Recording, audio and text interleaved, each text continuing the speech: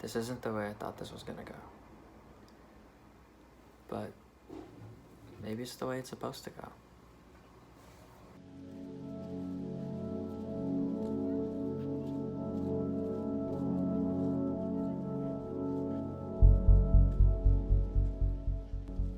Four years is a lot longer than we think. I finished high school in 4 years, college in 4.5. From the beginning to the end of each of those, I was a completely different person. 4 years ago, when I first moved to Los Angeles, this was also the case.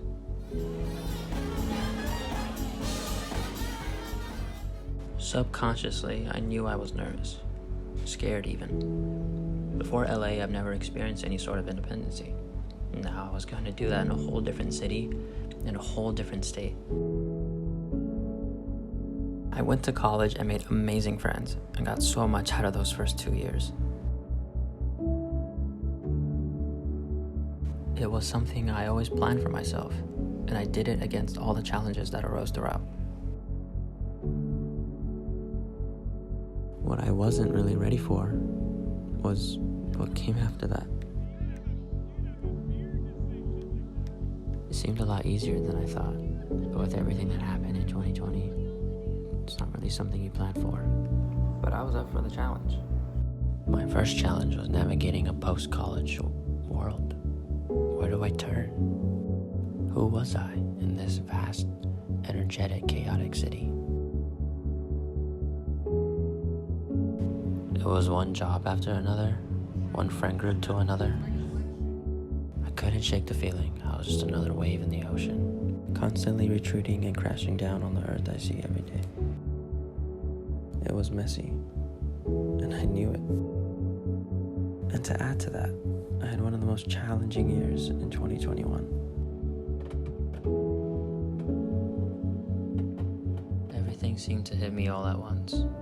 Heartbreak, physical and mental struggles, identity, career doubts, so on. I was eternally and externally battling no one but myself, and I had to figure it out. And I still am. That battle never stops, so I've learned.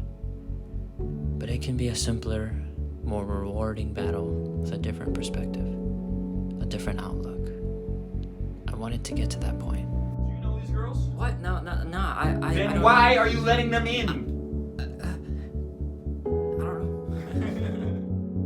In time, there's a lot I've realized about myself. There's two important factors that I've never realized until recent that impact my daily mood and my daily happiness. And that's how I spend my time and who I spend that time with.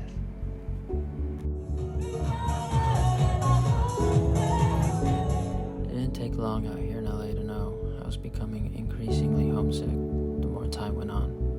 I noticed that I wanted to really spend my time with family and even lifelong friendships that were on the mind. Hometown friends I wanted to stay connected to.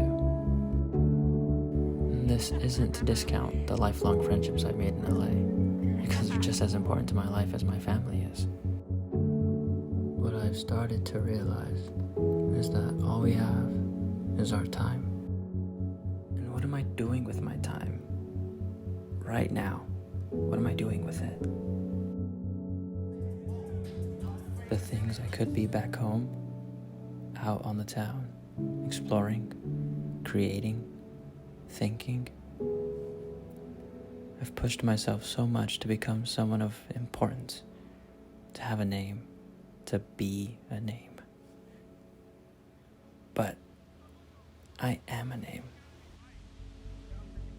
I'm a name to my friends, my family, my creative circle that loves my work, my peers at my job.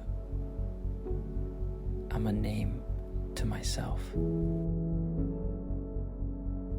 And I don't need a company, a studio, a large following. I don't need a city to tell me who I am anymore. Big decisions don't just stop. They evolve over the course of our life, right to the very end. And this chapter seems to be finished. my book is far from the end. I'm barely finishing the prologue. And that's the beauty of all of this. This isn't the way I thought it was gonna go. But when does it ever?